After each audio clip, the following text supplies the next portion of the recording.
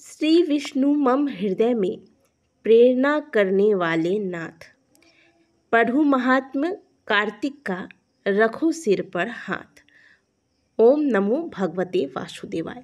नमस्कार दोस्तों, स्वागत है एक बार फिर से आप सभी का आपके अपने YouTube चैनल खुशहाल ज़िंदगी में। दोस्तों, कार्तिक महीने का बहुत ही पावन सा समय चल रहा है और ऐसे में हम सभी नित्य कार्तिक महात्म्य की कथा को श्रवण कर रहे हैं।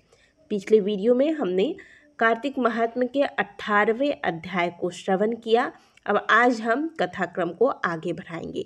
पिछले वीडियो में हमने श्रवण किया कि किस प्रकार से जालंधर भगवान शिव का रूप बनाकर माता पार्वती के पास जाता है। इस पर माता पार्वती भगवान विष्णु से कहती हैं कि दुष्ट जालंधर के मार्ग का अनुसरण करने में किसी भी प्रकार का दोष नहीं है। यदि जालंधर को युद्ध में हराना है तो मैं आज्ञा देती हूँ कि जालंधर की पत्नी वृंदा का पतिव्रत भंग करो। माता पार्वती की आज्ञा पाकर भगवान विष्णु वृंदा के धाम की ओर चले जाते हैं। अब आइए आगे की कथा को श्रवण करते हैं। एक बार प्रेम से भगवान श्री हरि विष्णु का ध्यान करते हुए ओम नमो भगवते वासुदेवाय।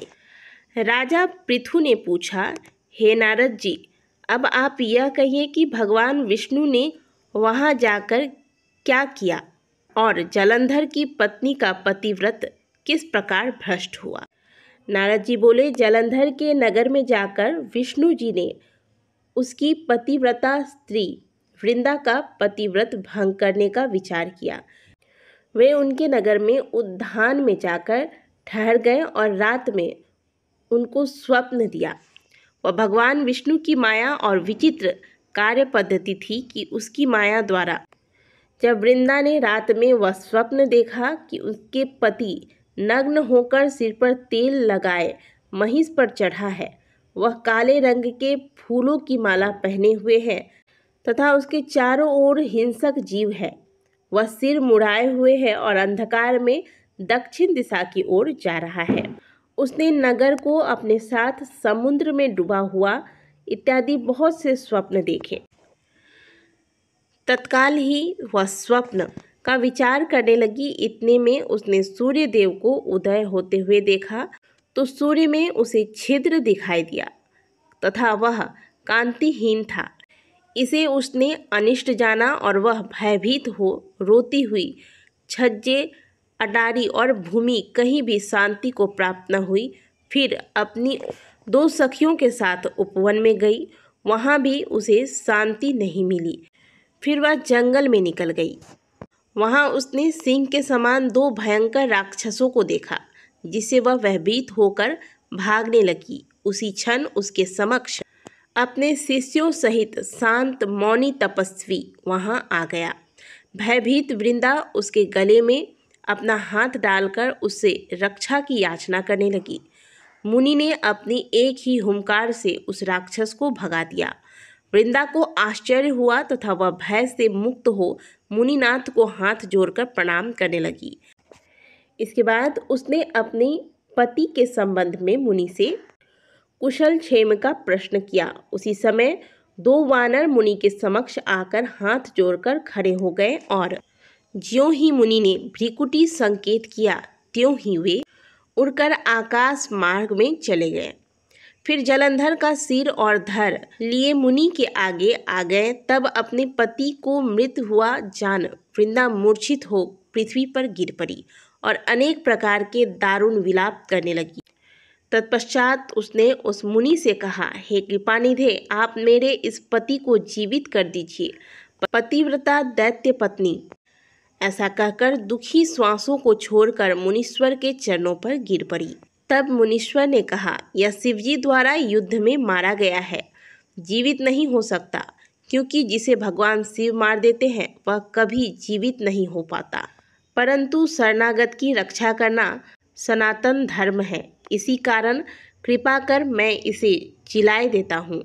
नारद जी ने आगे कहा, वह मुनि साक्षात विष्णु जी ही थे, जिन्होंने यह सब माया फैला रखी थी।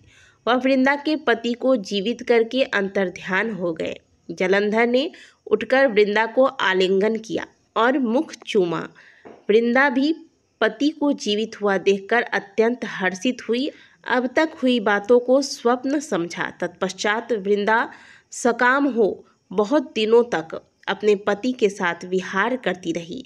एक बार सूरत एवं संभोग काल के अंत में उन्हीं विष्णु को देखकर उन्हें ताड़ित करती हुई बोली, हे पराई स्त्री से गमन करने वाले विष्णु, विष्णु तुम्हारे शील को धिक्कार है। मैंने जान लिया कि मायावी तपस्वी तुम ही थे। इस प्रकार कहकर कुपित पतिव्रता वृंदा ने अपने तेज को प्रकट करते हुए भगवान विष्णु को शाप दिया, तुम्हारे माया से 2 राक्षस मुझे दिखाई दिए थे। वही दोनों राक्षस किसी समय तुम्हारी स्त्री का हरण करेंगे। सर्पेश्वर जो तुम्हारा शिष्य बना है वह भी तुम्हारा साथी रहेगा। जब तुम्हारी स्त्री के विरह में दुखी होकर विचरोगे उस समय वानर ही तुम्हारी सहायता करेंगे। ऐसा कहकर पतिव्रता वृंदा अग्नि में प्रवेश कर गई। ब्रह्मा आदि देवता आकाश से वृंदा का अग्नि में प्रवेश करना देखते रहे। वृंदा के शरीर का तेज पार्वती के शरीर में चला गया। पतिव्रत के प्रभाव से वृंदा ने मुक्ति प्राप्त की। इस प्रकार से कार्तिक महात्म्य का 19वां अध्याय आज पूर्ण हुआ। बोलिए सभी भगवान श्री हरि विष्णु की जय, वृंदा महारानी की जय, माता पार्वती की जय, हर हर महादेव।